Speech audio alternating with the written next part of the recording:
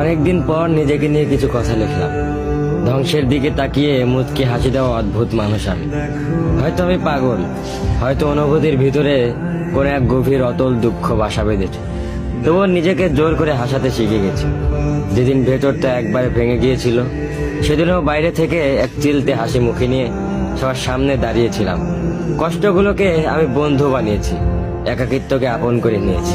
মানুষ ভাবে আমি হয়তো সুখী, শক্ত, নিলিপ্ত, কিন্তু তারা জানে না প্রতি রাত আমার এক একটা লড়াই। নিজেকে নিজেই বুঝিয়ে রাখি তুই ভালো আছিস, অথচ আমি জানি আমি ভালো নেই।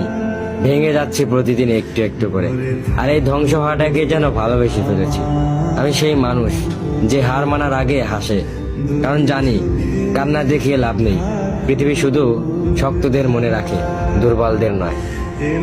তাই আমি অদ্ভুত, আমি অনুভূতির আগুনে পুড়ে যাওয়া নীরব যোদ্ধা। আমার জীবন কোনো সুখের গল্প নয়, এটা নিঃশব্দ বিপ্লব, যেখানে হাসির আড়ালে লুকানো থাকে হাজারো না বলা কথা, ভাঙা স্বপ্ন, হারিয়ে যাওয়া আমি।